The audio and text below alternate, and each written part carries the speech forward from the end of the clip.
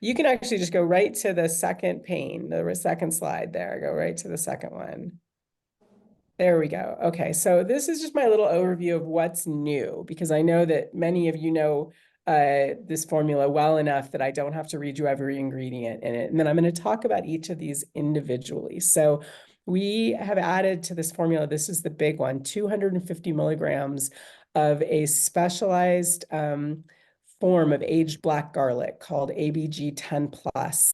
We've upgraded a couple of our B vitamin ingredients here to methylated versions, and I'll talk about that specifically. We elevated the amount of the specialized form of vitamin B5, which we have in here, which is Pantocin, their Pantothene product. And we switched up our chromium to a picolinate form. So let me talk about each of those things individually a little bit.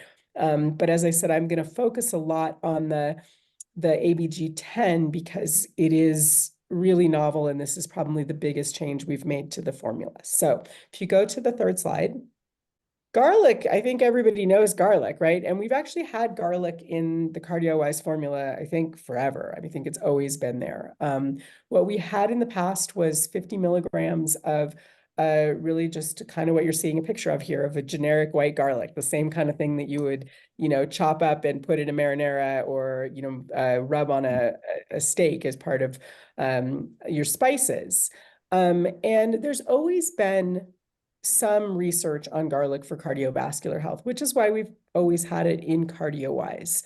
But the change to ABG10 is really based on the massive amount of research in human cardiovascular health, primarily driven through this particular extract and the company that created it, on what we call aged black garlic. So rather than just being the fresh garlic that you might get at the grocery store and chop up or press, this is garlic that has been truly aged, kind of in this, it's like almost like a fermentation process that allows the bioactives that are present in fresh garlic to age. And as they age, they transform in a way that makes them actually like superpowers for cardiovascular health. So let me show you what that looks like.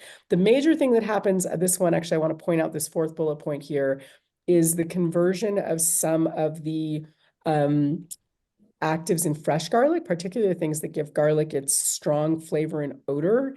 As they age, they convert into something called SAC, or acetylcysteine. That's not at all present in raw garlic. So not that raw garlic isn't good for you, but this compound isn't present in raw garlic at all. This is something that only develops through this aging and fermentation process. So let's just go to the next slide, because I found this great little comparison that shows you kind of the big differences between fresh garlic and aged black garlic. And this is kind of just a nice thing to know. So really, our fresh garlic, you should cook with garlic if you can, as long as you're not allergic to it or something. It's great stuff. It is, got some great immune properties. It's got some good antioxidant properties, definitely upgrades the taste of a lot of your foods. And some of the sulfur compounds in there are great for detoxification and antioxidant function and those kinds of things. Aged black garlic is actually like one of our oldest documented medicines. Like, they have traced back the use of aged black garlic to like early Egyptian medicine. And even the Egyptians recognized that it had value for cardiovascular health, which is kind of amazing. So by comparison, significantly higher antioxidant capacity when we compare to fresh garlic. And this point here, the next one, as I already mentioned, a lot of these very pungent compounds in fresh garlic, as it ages and ferments, actually transform into substances that are significantly more powerful for cardiovascular health, particularly this compound SAC, which is what the ABG10 is standardized for. And then some other just nice benefits when you reduce those very pungent compounds with aging. These are the ones that tend to be responsible for people who get some stomach upset when they eat fresh garlic, or maybe a little reflux, or those fun garlic burps. Those tend to be very much the responsibility of some of these very pungent compounds that, again, are transformed with the aging. And also it naturally loses that garlicky smell and taste and sort of transforms into something that's almost, they call it sweet. I don't know if I would quite say sweet, but very mild and almost like kind of a nutty flavor if you could taste it. That's sort of what it transforms into over time. For a lot of these reasons and a few things that we'll discuss, this ingredient based on its science is rapidly around the world becoming a very powerful tool for cardiovascular health. And I couldn't be more delighted that we have it. Like we're really at the forefront of this for BodyWise. I think you're going to see in the next 3 to 5 years a number of companies who will try and jump on the bandwagon and adopt this ingredient or similar. So if we go to the next slide, 5, this is just a few things about this particular ingredient from PharmActive. So again, this is an aged black garlic. Their company has full, complete vertical integration, meaning they own everything from their farms to their processing to their laboratories. It is end-to-end sort of contained for quality purposes within one company. They have a tremendously clean and highly scientific process by which they create these extracts. They're being very conscious of the environment when they do this, so it's very low carbon impact. They do this in a solvent-free extraction, so there's no residual solvents like no residual ethanol, no residual ethylene oxide, so extremely clean. It's kosher, halal, it's certified for its, specific type of garlic through DNA certification. So in terms of the quality of the ingredient, it's incredible. They've also made a phenomenal investment in human clinical trials, which is what I'm about to show you. So let's go to the next slide, because almost like talking about this ingredient is like, it almost sounds like it's too much. So let's start with blood pressure. So I'm only showing you, I kind of tried to condense down for time for this talk today. So I'm only showing you kind of a snapshot of the data they had, which is why I'm glad you're going to get someone else come in and talk even more on this than I'm going to tonight. But significant evidence both in men, you can see data here, both in men and in women, for lowering blood pressure in as quick as 6 weeks of use. So that is fairly significant. And even more so, they saw an even bigger effect on blood pressure in individuals who have other cardiovascular health challenges like elevated cholesterol. So it's like almost like the more you need from this ingredient, the more it gives you.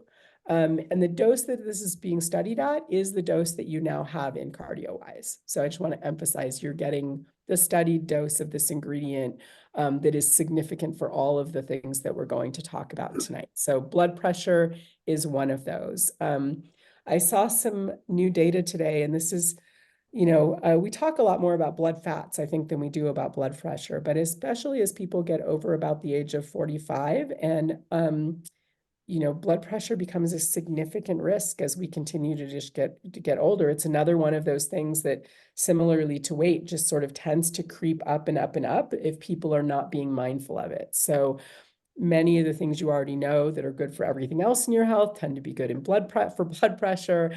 Eating a nutrient-rich diet, getting regular exercise, particularly exercise is probably the single most important thing we can do to maintain healthy blood pressure. But ABG looks like it's a really powerful tool there as well, and one that starts to produce that effect fairly quickly for people when they start taking it. So let's go to the next slide. I think this is so impressive. This is blood fats. So I just want to say this, that lowering LDL cholesterol by 22%, increasing your good cholesterol HDL by 46%, and lowering triglycerides by 24%. I don't know anything else that actually does that. I just don't, I almost just want to just look at this slide and say, this is probably the most important thing you should know about this product. I know it kind of speaks for itself, but it's like all the bad stuff goes down significantly. The good stuff goes up. You're also getting benefits for blood pressure, and we aren't done yet.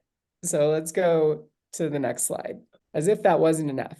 How about if we just do some other good things for your heart while we're at it? So some of the data additionally on ABG10 has been shown to produce what we call coronary perfusion. That's a fancy way of saying it improves the circulation to the muscle of your heart itself. So your heart doesn't just pump blood around, but it also needs its own blood supply so that it can stay healthy. So this extract has been shown to improve the oxygen and nutrient transport to the heart itself by improving that circulation to the heart. And it also improves the muscle of the heart as well. So it has a benefit for heart rate and rhythm and improved contraction of the muscle of the heart as well. I think my last slide here is just a little summary of all of those things. And I don't expect you all to remember all of this today. What I really want to impress you with is just what like a hero rock star of an ingredient we're putting into this product. So one of the things we think is happening in terms of a mechanism with this SAC compound is that it's actually interacting with and helping to modulate something called angioconverter enzyme. This enzyme plays a whole bunch of roles in cardiovascular health, which helps to explain kind of why we can give one compound and see so many benefits all across the board. Plays a role in all the things we talked about, from balancing blood fats to balancing blood pressure, to improving that circulation of the heart, to increasing antioxidant function. So just kind of as an overall mechanism, that's one reason this single ingredient can do so many things, is because it's affecting some foundational functions within the cardiovascular system. All right, now you can tell I'm super excited about this ingredient. So, I mean, we could again ourselves spend a whole presentation on it, but it made me feel a little bit better knowing that you're going to have somebody from the company that has done all this work come and talk to you as well. To go on, a couple of our other things that we've done to this formula as improvements, we switched out some of our older forms of B vitamins for methylated B vitamins. So our B12, which was in the form of cyanocobalamin, you will now see in the form of methylcobalamin. And our vitamin B9 or folic acid, you will now see is moved from the folic acid form to the methylfolate.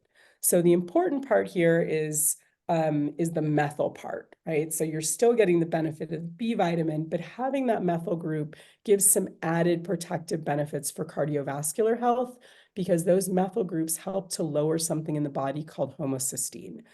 I know we've talked about homocysteine on calls in the past, but it's possible it's been a very long time. So as a little refresher, homocysteine is something your body naturally makes when you eat protein. So you've always got some, and it's totally normal to always have some. But what you don't want it to do is build up too much or hang around for too long. So having those good B vitamin sources of methylation factors, or that methyl group, help to assure that your body can do its optimal job of breaking that homocysteine down. And by doing that, we actually help to reduce our risk of certain kinds of heart disease, stroke, and other vascular health problems. So it's really important that we're just kind of keeping that nutritional cycle going, and having those methylated forms of the B vitamins really helps. I think I have one more slide that says a couple other things on this, John Paul. Let's see if that comes through. Yeah. So in particular, the two that we've changed here, the B12 and the folate, these are the nutrients most involved in that conversion of homocysteine back into methionine, which is just another nutritional amino acid that you can then use for other things in your body. So again, just for review, by increasing the levels of these vitamins, particularly in their methylated form, it just makes this natural process more efficient in the body and helps to prevent that buildup of homocysteine, and which is something we really don't want. People who have these higher homocysteine levels tend to be at more risk. Also for some other things, there's a little more risk for joint disease. There's a little bit more risk for certain kinds of mood disorders like depression when homocysteine builds up. So we really want to keep this in a nice normal range. And this is something that folic acid and some of the other forms of B vitamins just don't do. So this is just a nice little simple upgrade that we were able to do for the formula. And then we have a couple more. We're not done. Keep going. One more here. The pantethine, this pantocin pantethine has actually been in the CardioWise formula for some time. We had it in there at around 60 milligrams. And when we did a review of the most recent data on pantocin, there is some newer data that says that we probably should be at a higher dose. And so we bumped that up to a 100 milligram dose. This is another B vitamin. And what's nice about pantocin versus most of the B5 that you would just find in, if you walked into a drugstore and just bought a generic multivitamin, you would see something called pantothenic acid, which is perfectly fine for your B5 nutrition, but it doesn't do the specialized functions for cardiovascular health. So this form is kind of a highly bioavailable, metabolically active form of B5, and it's got great data, again, for helping to maintain healthy blood fats, particularly helping to maintain the ratio between your HDL and LDL cholesterol. That's a particular function for pantocin, as well as some additional benefits for the health of your blood vessels overall. So for your whole kind of circulatory system, it has some benefits there. And I think we had just maybe one more. Yep. We made one more simple little switch of switching out our chromium to a chromium picolinate. This is just based on all of the data of looking at chromium picolinate as kind of being the optimal form for supporting healthy insulin response and glucose, which is a separate thing that's important for cardiovascular health. So that, healthy insulin response helps to keep our blood fats in a nice normal range, but also just to maintain the overall health of the cardiovascular system. And separately, there's some newer data on chromium saying that it actually helps you build more exercise tolerance with your cardiovascular system and contributes to the regulation of heart rate and rhythm. So kind of just a simple little switch that we were able to do as we were making these other changes. And I think I have a couple last little slides. So just to kind of tell you this, a few other final things, we were still able to keep all of this in a 2-capsule dose.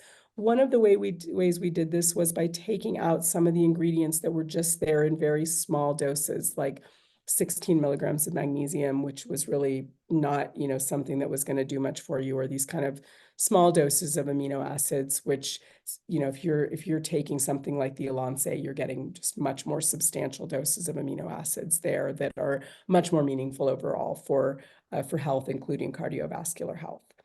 And if you just flip to the last slide there, we've just got a label. We can just kind of show people what the new label looks like. And I think everything else in here that I didn't talk about was just because it all stayed the same. So if I didn't talk about it today, it's just exactly as it was before. So I think I didn't talk about things like the taurine and the hawthorn and the Google today, because those are unchanged from the formula the way it was before.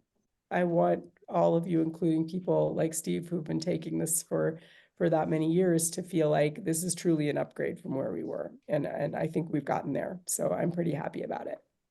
The niacin flush. And sometimes people who may be taking it for the first time may not expect it. Perhaps you could say a few words. Yes, crystalline niacin causes, it's the form of niacin. So the reason we use crystalline niacin is because that is the only form of niacin that has cardiovascular health benefits. And for some number of people, they get what we call a niacin flush, which can be maybe a little redness on your ears. For some people, it's a whole flushing of their face and getting a little itchy and tingly. Some people love it. I still talk to people out there who are like, I want my niacin flush. I love my niacin flush. If you've never had one before, it can feel a little weird or a little uncomfortable. So a couple of tips. One is don't take the product on an empty stomach, especially if you're prone to flushing. Definitely don't take it with something acidic. Do not swallow your CardioWise with black coffee, orange juice, grapefruit juice. An acid is more likely to set off a niacin flush than almost anything else. And if you do experience it, back down a little bit, go down to 1 a day for a little while. Most people will develop some tolerance and find that they become more tolerant of that over time if it's happening. If you are somebody who's really prone to it and it's bothersome, taking an aspirin, like a baby aspirin, at the same time will sometimes eliminate a niacin flush like that entirely. So that's my extra little tip for the day. Like, Do we have any questions or comments? At the time of day, 1 in the morning, 1 at night, or 2 in the morning, or it doesn't matter? Doesn't really matter, honestly. I think some people, especially some people who are a little more niacin sensitive, do like to divide them up because they find that like splitting the dose in half will maybe eliminate that flush for them. But there's no, I would say this is one that it doesn't really matter if you're taking it morning, night. If you're sensitive, actually, one thing I would say is there are some number of people who B12 is a little bit of a stimulant for them and can keep them up a little bit at night. So if you are one of those people, or you feel like maybe it's keeping you up a little bit, then you might want to take it in the morning. Yes, this is Sylvia. I love the niacin flush. See? Yeah, I didn't make that up. Some people just love it. Why don't you explain, Dr. Jacques, as far as what that actually is, what's going on, and why they get it? Do you mind doing that? Yeah, I mean, it's a little bit of just sort of creating a vasodilatory reaction in the body, right? So I think some people like it because they're like, I know that if I'm getting that in my ears or my cheeks, that's also what's happening in my heart, right? In my blood vessels, I'm getting all that opening of circulation. I love hearing when people like Sylvia are like, I love that, because I